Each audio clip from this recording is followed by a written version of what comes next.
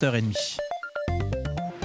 Et nous sommes le jeudi 8 novembre, toute l'actualité avec Mathieu Ferry. Bonjour Mathieu. Bonjour Alban, bonjour à tous. Emmanuel Macron rouvre les blessures de l'histoire. Oui, propos polémiques hier, le président a salué la mémoire du maréchal Pétain, un grand soldat en 14-18 dit-il, mais surtout collaborateur des nazis en 39-45. Les réactions sont vives. La mémoire justement avec cette initiative dans le Tarn, un Britannique qui se soucie des morts pour la France.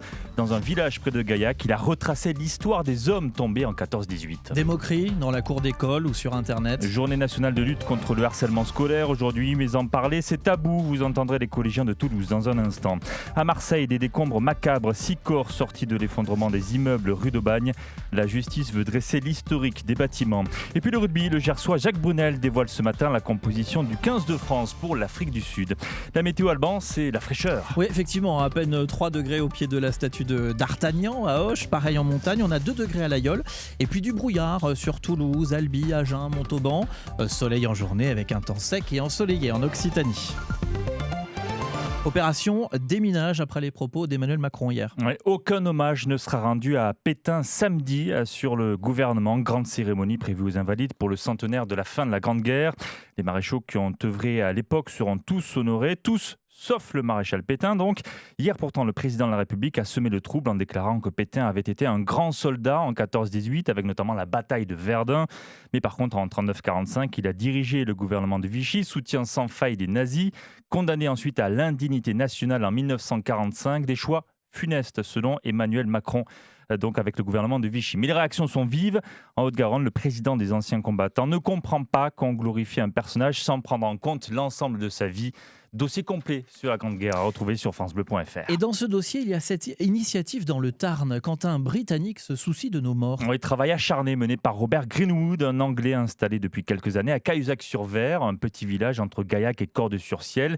Il y a 2 ans, cet ancien prof de maths s'est mis en tête de retracer l'histoire des 57 soldats du village qui sont tombés en 14-18, des noms qu'il a comptés un jour sur le monument aux morts, alors qu'il attendait ses copains pour une sortie à vélo. Alors petit à petit, Robert a remonté le fil en fouillant dans les archives. Le village, comme bien d'autres, a été amputé de ses forces vives à l'époque. Les âges variaient entre 18 ans et 42 ans. Pour la plupart, ils étaient dans la vingtaine. Ils étaient pour la plupart cultivateurs. À peu près 2 tiers étaient cultivateurs. À peu près 25% étaient artisans, boulangers, coiffeurs, tous les métiers du village en fait de l'environ. Et le reste, ils poursuivaient les études supérieures où ils étaient les élèves ecclésiastiques. Une initiative menée par un Britannique, certes un étranger, mais une initiative applaudie dans ce village de 1200 habitants, qui sont même espantés, ces habitants, par le travail mené par Robert Greenwood.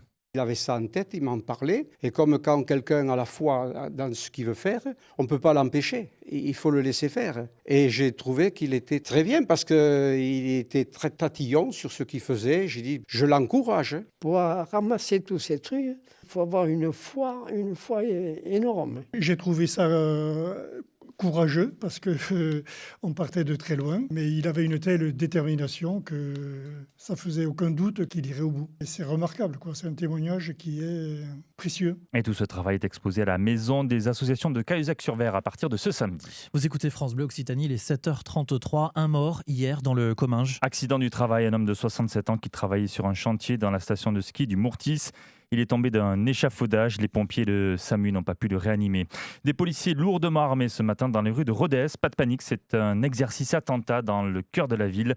Les forces de l'ordre vont s'entraîner dans le bâtiment des archives départementales. L'avenue Victor Hugo face à la cathédrale sera fermée toute la matinée de 9h à 13h. Bon, et puis Mathieu, c'est la journée nationale de lutte contre le harcèlement scolaire. Oui, il touche 700 000 élèves en France avec des moqueries sur le physique, des coups dans la cour, de l'isolement. Et puis il y a Internet de plus en plus. D'ailleurs, cette année, l'accent est mis sur le cyberharcèlement. Mais les élèves victimes, eux, est-ce qu'ils parlent plus facilement qu'avant ? Eh bien, pas vraiment. Écoutez, ces jeunes du collège Claude Nougaro de Toulouse. On a peur des représailles, de se faire taper par la suite parce qu'on a été cafeté, etc. J'en ai parlé et même ça s'est réglé après. Justement, c'est mes amis à moi qui m'ont poussé à aller voir les gens et en parler. Par exemple, j'ai un nom de famille où les gens se moquent un peu et du coup on faisait des blagues ou soit sur mon poids. Je suis partie voir la CPE et je lui ai dit. Et j'étais un peu gênée parce que c'était moi la victime. En fait, j'avais plus honte et du coup ça s'est plus arrangé vers la fin. Du coup, Je me suis dit que c'était plus facile maintenant que les gens savaient. Les gens qui vivent ça, ils n'ont pas trop envie d'en parler parce qu'ils n'ont pas envie qu'après ça se passe mal. Donc souvent ils gardent ça pour eux et donc il ne faut pas le garder, il faut le dire. Moi j'étais dans la récréation, ils sont venus et ils ont commencé à me pousser, ils commençaient à me dire t'es nul et tout. Et je voulais pas le dire parce que si je le disais, après ils allaient me frapper et tout. Et on va plus loin dans un quart d'heure avec notre invitée Anne Pfeiffer, la présidente de l'association Cyberarceau qui lutte contre le cyberharcèlement. À Marseille, 2 nouveaux corps retrouvés hier sous les décombres, donc des immeubles effondrés. Ouais, ça porte à 6 le nombre de victimes. Selon le procureur, 2 autres personnes pourraient encore se trouver sous les décombres. Les secouristes qui craignent un effet domino avec 2 immeubles voisins qui menacent de s'écrouler. Plus loin, un bâtiment a été évacué, une centaine d'habitants relogés. Un expert architecte a été désigné pour reconstituer l'historique des 2 bâtiments. Leur entretien travaillait aussi sur les causes de l'effondrement, Corinne Blotin. Oui, car à ce jour, les causes ne sont pas établies et on ignore encore lequel des 2 a pu entraîner la chute de l'autre, même si l'on sait que le numéro 65 avait bougé la nuit précédant le drame. Une locataire avait même appelé les pompiers pour signaler qu'une fissure dans son appartement s'élargissait, puis elle avait finalement rappelé pour leur dire de ne pas se déplacer. Le matin même de l'effondrement, c'est un locataire du 3e étage qui n'a pas pu ouvrir sa porte, un autre ne pouvait pas fermer la sienne. On ignore si ces 2 habitants ont finalement pu quitter leur logement. Sur ce numéro 65, un arrêté de péril avait été pris le 19 octobre dernier après le signalement de fissures inquiétantes, un péril grave et imminent selon l'expert nommé qui préconisait des travaux d'urgence, travaux qui devaient être réalisés dans les 21 jours. Certaines réparations ont en effet eu lieu le jour même, mais sans qu'on sache à ce stade de l'enquête si tous les travaux préconisés ont été effectués. Les investigations et les auditions se poursuivent et il est pour l'instant prématuré, précise le procureur, de pouvoir établir et imputer une quelconque responsabilité pénale à qui que ce soit. Il n'y aura pas de match de foot de bienfaisance entre le TFC et Montpellier la semaine prochaine. Il avait été promis pour le 15 novembre pour soutenir les sinistrés des inondations de l'Aude. Mais le club toulousain annonce que pour l'instant, les conditions ne sont pas réunies pour jouer dans une commune de l'Aude. Le match aura donc lieu au printemps prochain. Le rugby avec le 15 de France. Le sélectionneur Jacques Brunel dévoile la composition du 15 de départ qui affrontera l'Afrique du Sud. Ça sera samedi au Stade de France. Premier match de la tournée d'automne. Brunel, le Gersois, qui dévoilera ses choix à 9h tout à l'heure. Pour emporter France Bleu partout avec vous, s'informer, se divertir, télécharger et installer gratuitement l'application France Bleu sur votre smartphone. La météo Alban, il faut s'y préparer. C'est la pluie samedi. Oui, quelques pluies. Enfin déjà demain, c'est bien nuageux en Occitanie. Samedi, c'est vrai qu'on attend de belles averses.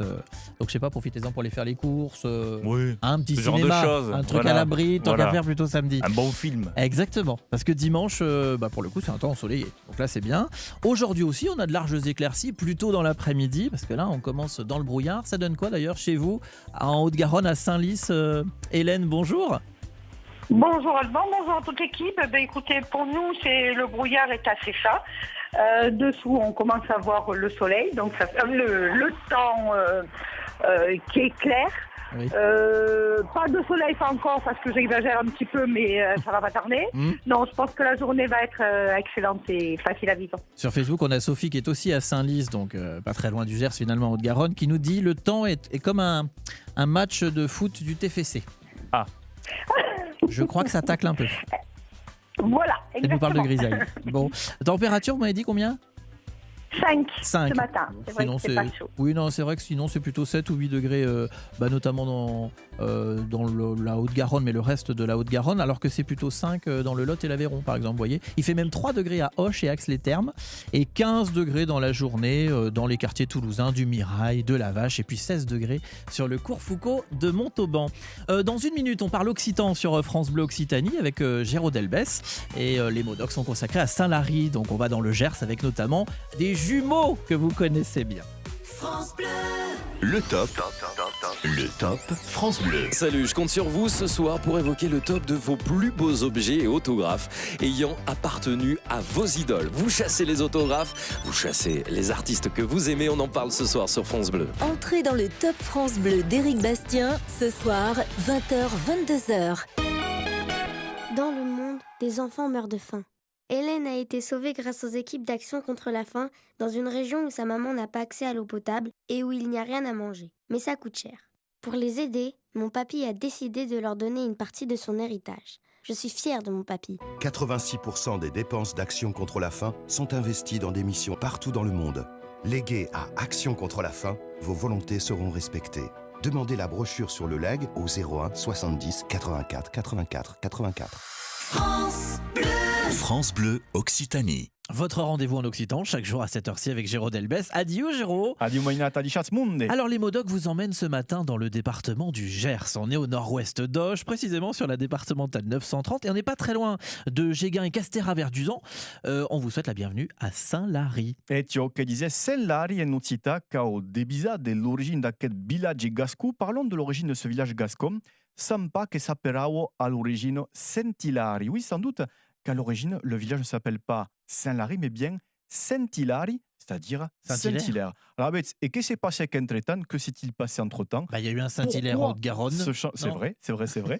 Pourquoi ce changement de nom? C'est à partir du XVIIIe siècle que Saint-Hilary devient Saint-Lary. La lettre I du nom Hilary va disparaître et c'est ainsi que Saint-Hilary devient Saint-Lary Ataukei. Voilà l'explication. Oui, alors sachant que Saint-Lary, quand même, il y en a pas mal un peu partout, non? Il y en a d'autres, des communes homonymes. Hein. Et Tiokeisa de Medici, et d'ailleurs il s'agit à chaque fois de la même origine. Ouais. Et Bertatkei annonce il y a toute une flotte de villages d'Ablunum Saint-Hilary dans notre région. C'est vrai, vous avez d'autres communes qui portent le nom Saint-Lary, dans le Gers, donc, mais aussi en Ariège, en Haute-Garonne, avec Saint-Lary-Bougeant, Saint-Cédès-Brumba, Bigorre, Dambé, Saint-Lary et Soulan, sans oublier Saint-Lary-Soulan dans les Hautes-Pyrénées. On va skier. À Kioutabeng, là aussi, toutes ces communes s'appellent à l'origine Saint-Hilary, qui est donc l'équivalent en français de Saint-Hilaire. Manger des raclettes. Hein? C'est vrai. Le grand souvenir. Notamment, voilà. Oui. Parce que moi, je skie pas beaucoup quand je vais à la montagne. Il y a quelques années, il me semble. Un mot sur deux personnalités quand même de Saint-Lary.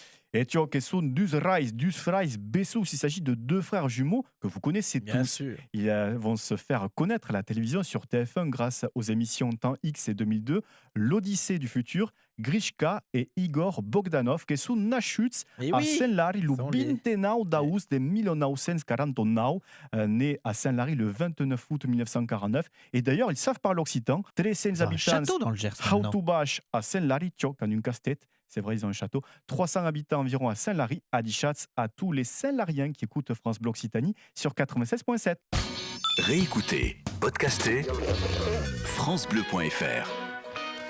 Il est 7h42, Mathieu Ferry, notre invité dans un petit instant. Ça sera Anne Pfeiffer, elle est prof au lycée de Colomiers, près de Toulouse, et surtout elle préside l'association Cyberharceau qui lutte contre le cyberharcèlement, parce qu'aujourd'hui c'est la journée nationale de lutte contre le harcèlement scolaire. Oui, d'ailleurs il y a le chanteur Mika qui a dit mardi soir qu'il avait lui-même été harcelé à l'école, alors à la fois par des élèves mais aussi par sa prof, donc on lui jetait des cailloux à la tête, ça fait réfléchir. On fait la route ensemble sur France Bleu Occitanie. Attention, en Aveyron, un accident vient de se produire à Espalion sur la route départementale 920A. Si vous descendez vers Montpellier, alors sur la 61, on a un accident un peu après Castelnaudary, mais avant Carcassonne, on est à hauteur de Bram. Et puis un accident vient de se produire à l'instant en Haute-Garonne sur le secteur de Léguevin. Alors c'est pas la nationale 124, c'est la départementale 65, donc celle qui va notamment en direction de Pujaudran. De Toulouse à Pamiers, de Saint-Gaudens à Auch, on fait la route ensemble.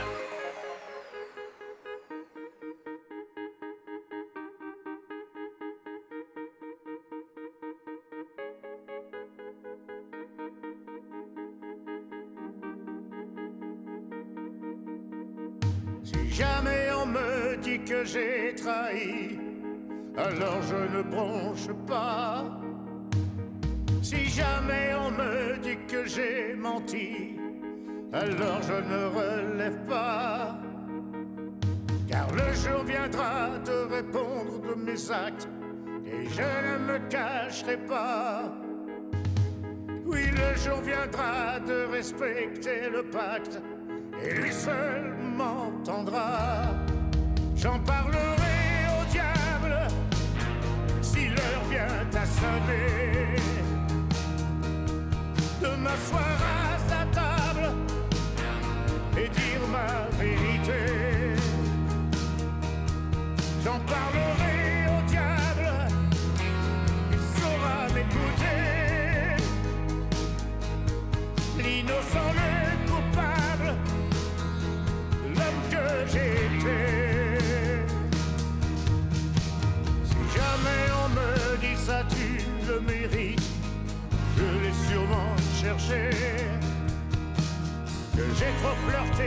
avec les limites, je ne vais pas le nier.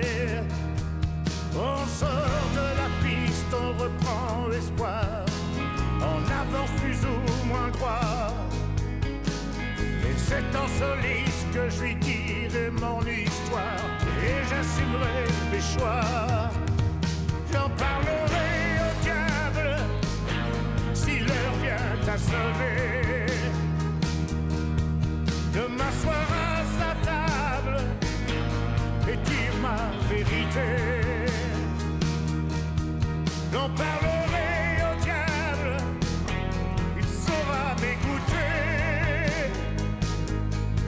L'innocent, le coupable, l'homme que j'étais.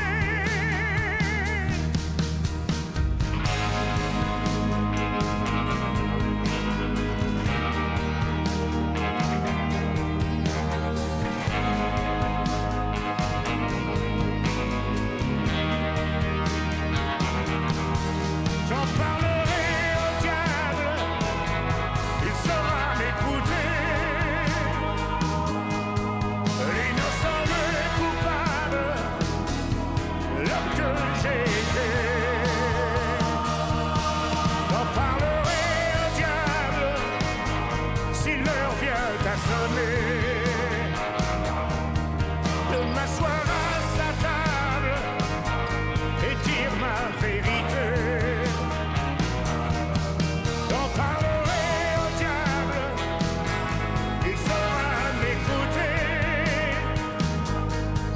L'innocent, le coupable, l'homme que j'étais.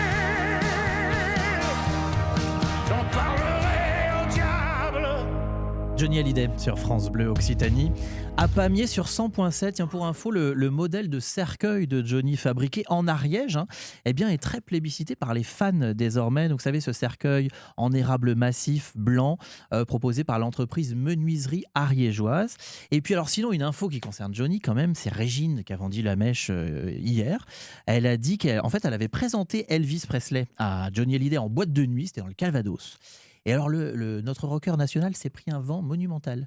C'est-à-dire qu'en gros, Elvis ne l'a pas du tout calculé. Et Johnny avait dit à Régine, je te préviens, tu le dis à personne. Raté. Nous sommes le jeudi 8 novembre, vous écoutez France Bleu Occitanie, l'actualité Magali. Alors aucun hommage ne sera rendu au maréchal Pétain samedi. L'Élysée met les choses au point après les propos tenus par Emmanuel Macron hier. Comme d'autres présidents avant lui, le chef de l'État a salué la bravoure du maréchal Pétain pendant la Première Guerre mondiale et son héroïsme durant la bataille de Verdun, tout en rappelant le rôle funeste qu'il avait ensuite tenu lors de la Seconde. Les poilus qui sont à l'honneur toute cette semaine. Dimanche, c'est le centenaire de l'armistice. Dans le journal de 8h, on va voir qu'un habitant du village de Cahuzac-sur-Ver dans le Tarn fait tout pour honorer leur mémoire. Juste après ces titres, on va tenter de comprendre pourquoi le harcèlement scolaire reste si tabou dans les cours de récré. Notre invitée est la présidente de l'association Cibarceau qui lutte contre le cyberharcèlement dans les collèges et les lycées de la région. Les apiculteurs de Midi-Pyrénées sont furieux. Oui, après avoir connu un hiver particulièrement meurtrier pour les abeilles, victimes toujours et encore des pesticides, ils avaient jusqu'à hier pour faire leur démarche de leur demande d'indemnisation basée sur un calcul qui ne les satisfait pas. Franchement, on va entendre tout ça dans notre journal de 8h.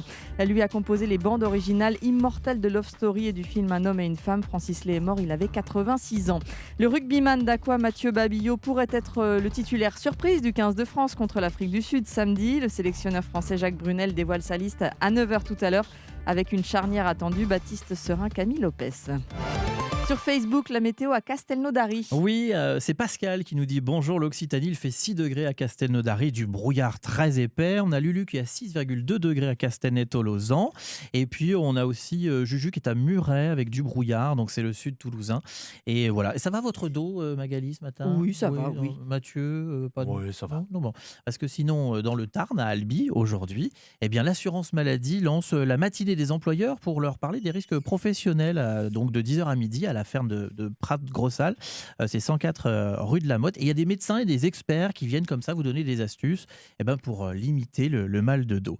Et Albi, qui propose aussi le salon du mariage et de la gastronomie ce week-end au Parc des Expos.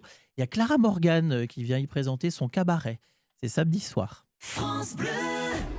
Jeudi 22 novembre, salle Eurythmie à Montauban, France Bleu Occitanie présente Zaz.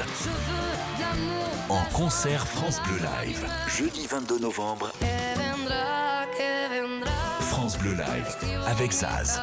Vos invitations pour ce concert événement dès maintenant sur francebleu.fr. Attention, c'est dans la limite des places disponibles. Un pilote qui s'y connaît en espace puisqu'il s'agit de Thomas Pesquet. Un avion qui se prend pour une fusée et un présentateur qui flotte comme un astronaute. Carnet de vol mélange les genres samedi avec un numéro spécial consacré au vol 0G ou comment se croire dans l'espace en restant dans l'environnement terrestre. Carnet de vol, une émission renversante à ne pas manquer samedi à partir de 11h25.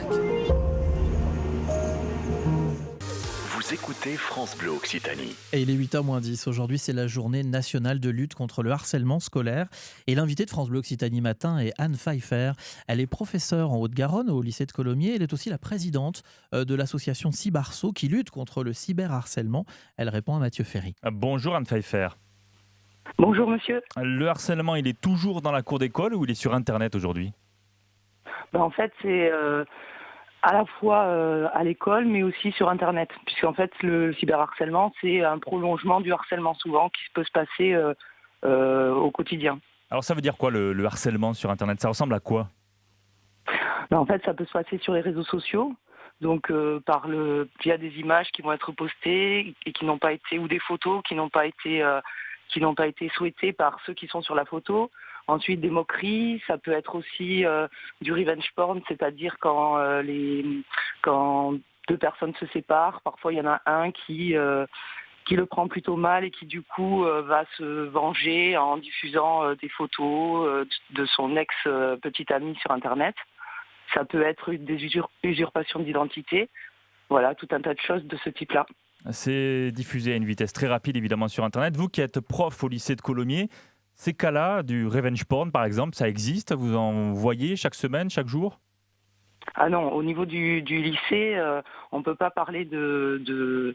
C'est pas le revenge porn qui caractérise ce qui peut se passer au sein du lycée, pas du tout. En fait, ça peut arriver, on peut avoir dans notre entourage, nous d'ailleurs l'association, c'est parce qu'il y a une amie victime qui était donc adulte, qui a été concernée par ça. Ça peut arriver, mais ce n'est pas au quotidien qu'on rencontre ce type de situation. 700 000 élèves concernés par le harcèlement scolaire en France, ce sont les derniers chiffres. Ça prend de l'ampleur ou c'est stable selon vous ? Alors moi, je ne peux pas vous dire plus de choses que ce qui est donné par les statistiques. Les statistiques montrent quand même que globalement, il y a plus de 90% des élèves qui se sentent plutôt bien à l'école. Et je pense que ça, il faut aussi le dire. Mais sur l'augmentation, visiblement, effectivement, en ce qui concerne le cyberharcèlement, il y a une augmentation, mais ça paraît depuis les 10 dernières années. Mais ça paraît assez logique, vu que depuis les 10 dernières années, on utilise beaucoup plus les réseaux sociaux, et donc les enfants aussi, enfin les ados. Donc après, je ne peux pas vous dire si concrètement il y en a plus, parce que moi, je n'ai pas le recul sur ces données-là. Alors, il est 7h53. L'invité de France Bleu Occitanie Matin est professeur dans un lycée columérin, donc tout près de Toulouse. Anne Pfeiffer est aussi présidente d'une association qui lutte contre le cyberharcèlement Cybarso. Mathieu Ferry. Les jeunes victimes, Anne Pfeiffer, ils ont toujours peur de parler quand ils sont harcelés ? Oui, alors ça, c'est ce qui caractérise la personne qui est harcelée. Souvent, ils vont avoir peur. Et alors, notre travail, nous, en tant qu'association, et puis tous ceux qui entourent les enfants, c'est-à-dire les professeurs, les parents, c'est de leur expliquer que, au contraire, s'ils ne parlent pas, la situation, elle va avoir tendance, à s'aggraver. Donc, ils ne parlent pas pour plusieurs raisons, parce qu'ils vont avoir peur que le phénomène s'accentue. Et puis, parfois, ils ne veulent pas que, justement, ça se sache. Si c'est une situation où ils ont envoyé une photo d'eux à leur ex-petite amie et ils étaient un petit peu dénudés, ils n'ont pas envie que leurs parents soient au courant. Donc il faut vraiment faire un travail là-dessus en expliquant que de toute façon, quand ils sont dans cette situation-là, la meilleure des solutions, c'est d'interpeller un adulte, d'en parler. Et quand ils parlent, il faut faire quoi après ? Il faut porter plainte, il faut aller jusqu'à là ? Alors, dans certaines situations, bien sûr, il faut porter plainte. Après, il existe là, dans tous les établissements scolaires, un protocole en fait d'action quand il y a des situations de harcèlement. Donc c'est pris en charge par les établissements. Ça veut dire Et que ensuite, l'éducation nationale aujourd'hui elle répond correctement à ce problème? Elle entend les victimes? Alors l'éducation nationale, vous pouvez regarder, enfin les auditeurs là qui écoutent, ils peuvent regarder sur internet. Il y a ce protocole qui est accessible sur tous les sites sur le site Non au harcèlement par exemple. Et ce protocole, il met en place tout un tas de mesures quand il y a des situations de harcèlement dans les établissements. Donc il y a aussi des référents académiques. Par exemple, là sur Toulouse, on a deux référents académiques et puis on a aussi des référents départementaux. Donc quand on se trouve face à ces situations, on peut les contacter. Après, c'est vrai que l'ensemble des enseignants ont besoin de formation parce qu'il faut reconnaître que tout le monde ne pratique pas au quotidien les réseaux sociaux. Donc il faut que on puisse comprendre, qu'on puisse savoir à quoi s'exposent les élèves si on pratique pas si on n'a pas ce type de pratique. Donc voilà. Mais sinon, oui, il y a au niveau de l'éducation nationale, bien sûr, il y a des choses qui sont mises en place. Merci Yann Pfeiffer d'avoir répondu à nos questions ce matin sur France Bleu Occitanie. Je rappelle que vous êtes professeur au lycée de Colomiers près de Toulouse et surtout vous présidez l'association Cybarceau qui lutte contre le cyberharcèlement. Il est 7h56, alors musique familiale à suivre après 8h, vous verrez. Mais d'abord, un musicien, Francis Lay, est mort à 86 ans. Il était compositeur régulier de Claude Lelouch depuis leur rencontre sur Un homme et une femme, Palme d'Or en 1966.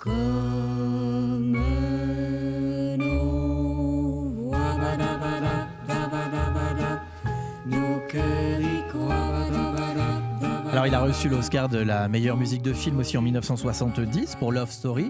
Et parmi ses succès, donc en composition, il y avait La bicyclette interprétée par Yves Montand.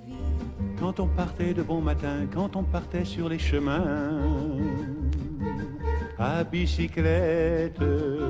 Voilà, et Francis Lay qui a également écrit pour Edith Piaf, L'homme de Berlin, mais aussi pour Juliette Gréco. Et puis Claude Zidi aussi lui a commandé des musiques pour les Ripoux. 6h, 9h, France Bleu Matin en Occitanie. Alban Forlot.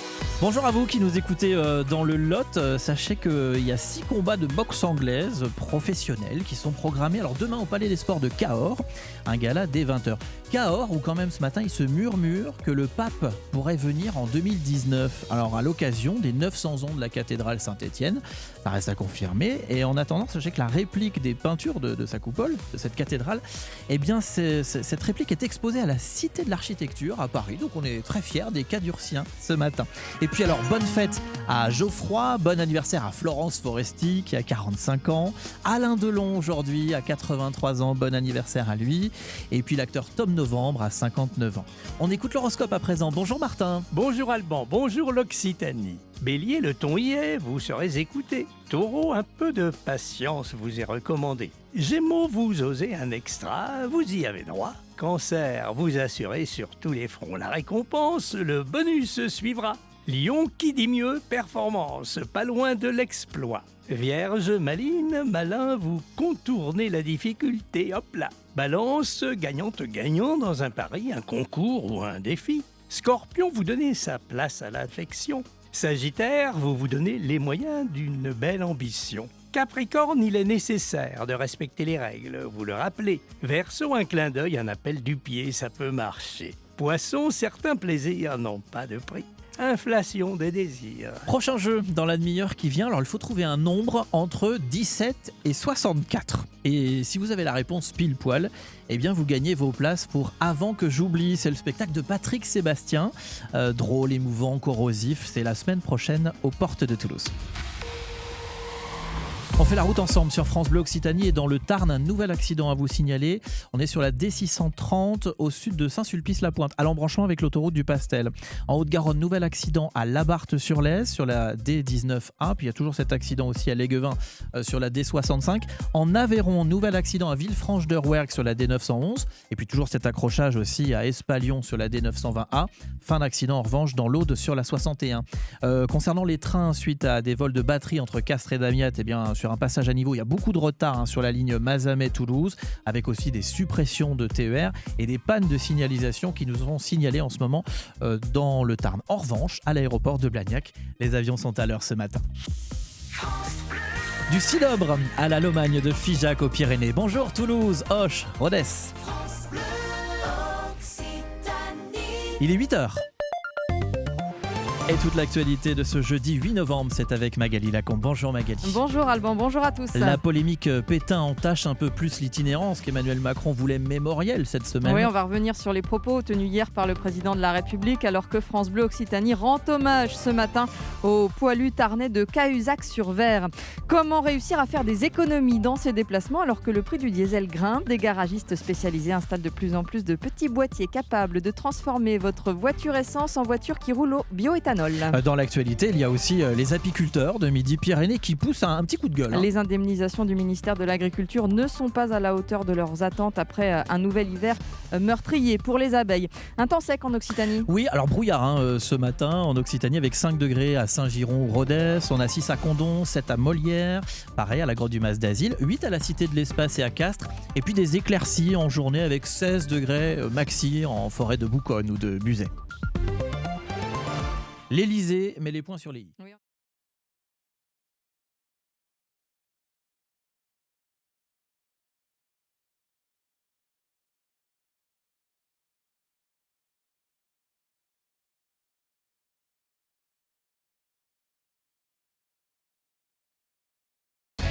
Mais d'abord, on joue au 05 34 43 31 31, votre jeu Quesaco. On cherche quelque chose dans la région et aujourd'hui nous sommes au sud de la Haute-Garonne, du côté de Clarac. On cherche un transport et voici les indices air, liberté et vitesse.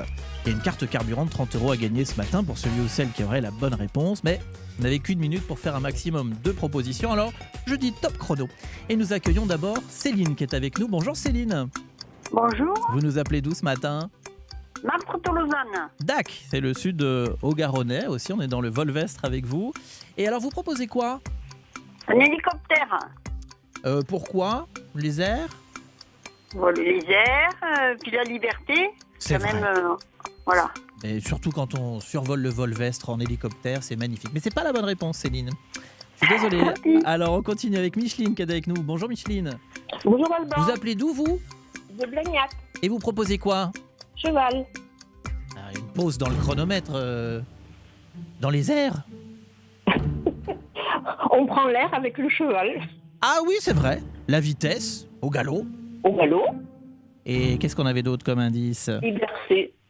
C'est pas mal, ça aurait pu coller. Mais ça n'est pas la bonne réponse. Je relance le chronomètre avec Madeleine qui est avec nous. Qui nous appelle d'où Madeleine? De Ramonville. Et vous proposez quoi? Je propose le vélo. Non, c'est pas le vélo. On continue avec Lucie qui nous appelle d'où Lucie? Bonjour. Bonjour, de quel Votre proposition? Le planeur. Pas pause. Ça va vite cette affaire. Le quoi? Le planeur. Et pourquoi le planeur? Parce que c'est un moyen de transport dans les airs. Quand on plane, c'est la liberté. Voilà. Qu'est-ce qu'il y avait d'autre? Je crois qu'on a fait le tour. Je crois que c'est pas mal. C'est la bonne réponse. Ouais. Le planeur qui est parfois doté d'un moteur d'appoint escamotable.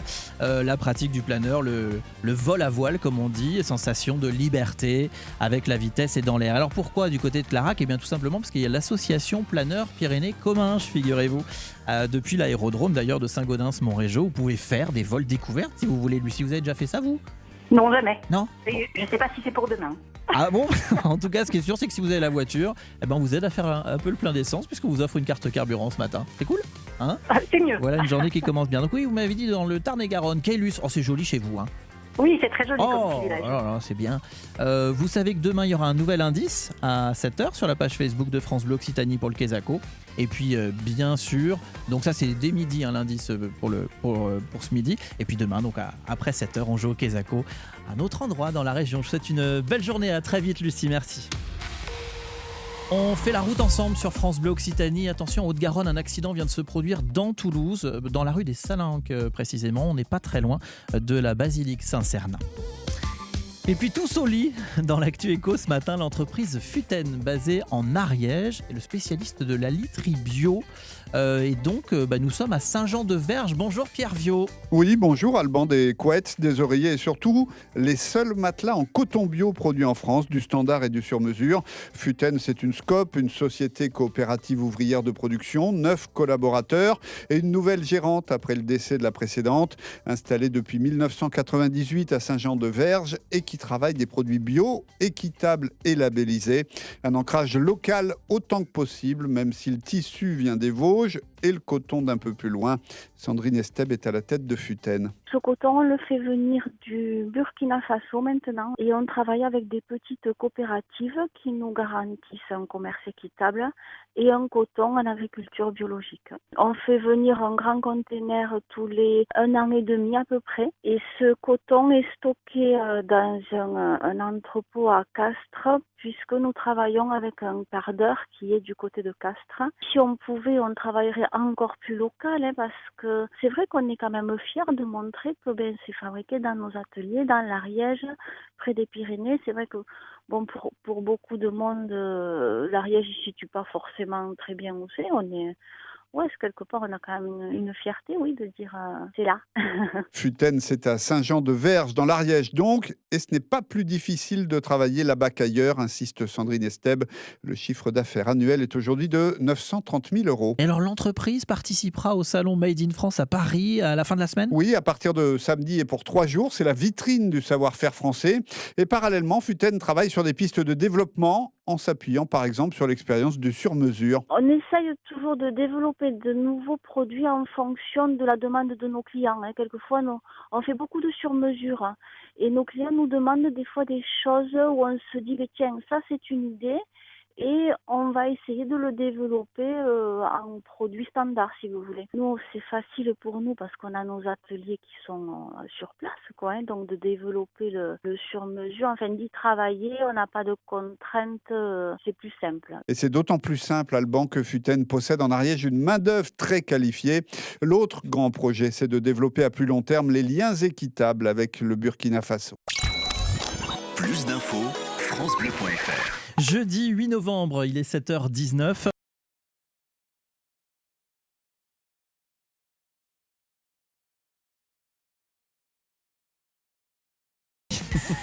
Est-ce que vous êtes gourmande, Denise ?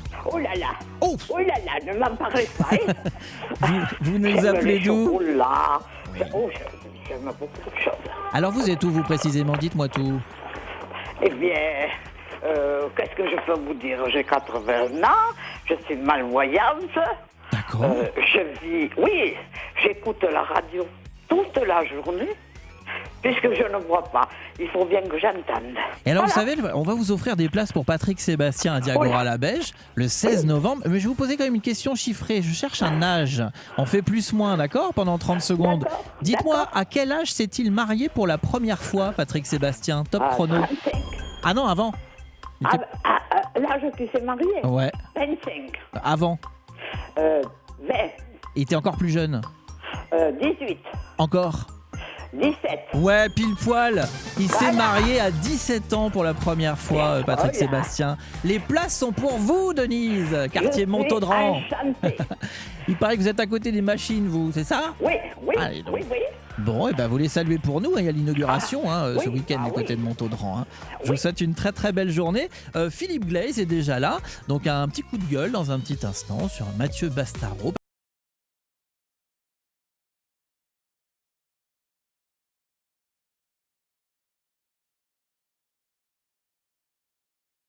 Le long du canal du Midi ou au cœur des vallées pyrénéennes, vous écoutez France Bleu Occitanie. Sylvain Leca et des cloches ce matin. Oui, bonjour. Bonjour Sylvain et bienvenue donc dans l'abbaye de Sainte-Foy-de-Conques. Absolument. Vous dites que c'est ça. Ça. C'est Ophélie Winter, Exactement, parce que nous sommes allés à la rencontre de frères Rassurez-moi, Cyril. ça n'a rien à voir avec les cloches. Non, mais on pourrait mal le prendre. Non, bien sûr que non. Ça a un rapport avec frère Cyril que nous avons rencontré dans cette abbaye de Sainte-Foy-de-Conques Oui. parce qu'il nous parle de son métier, il nous parle de ce qu'il fait dans cette abbaye. Alors c'est un grand... Dieu m'a donné la foi. Mais je voilà, viens de mais comprendre. voilà. Ouh, on n'est pas bien réveillé. 8h21, il est tôt, je sais, je vous ai pris au saut du lit comme ça, c'est un petit peu tôt. Bon, c'est un prémontré, c'est le prieur de Conques, il vient de Normandie, de l'abbaye de Mondès, c'est juste à l'ouest de Caen pour ceux qui ne se situent pas. Et il s'occupe donc avec 7 autres prémontrés de cette abbaye de Sainte-Foy de Conques. On l'a rencontré, alors c'est rigolo parce que on était dans l'abbaye avec un seul rayon de lumière qui a traversé ces fameux vitraux de soulage, vous voyez, juste après la pluie, quand ça perce dans les nuages. C'était juste magnifique parce que c'était après les vêpres, c'était le soir, c'était tranquille. Et là, je me suis mis à parler doucement aussi pour faire l'interview, vous voyez. Ouais. Donc, c'est ce qu'on va vivre tout à l'heure à midi. Il nous a expliqué pourquoi il est devenu prémontré, pourquoi il a il s'est engagé sur ce chemin de foi, et puis on va découvrir j'allais dire abbatiale, mais c'est pas vrai, cette basilique. Vous connaissez la différence entre une basilique et une église, par exemple? Je connais bien l'abbaye de Conques, mais non, je vois pas la différence. La basilique, on peut visiter le chœur derrière le chœur, parce que dans les grilles, on exposait les trésors de l'abbaye, par exemple de Sainte-Foy, justement, les reliques qu'on pouvait voir. Donc comme à Saint-Cernin, il y avait les reliques de Saint-Cernin qu'on pouvait voir et on pouvait traverser le chœur. Donc tout à l'heure, à midi, rendez-vous dans Après l'Académie de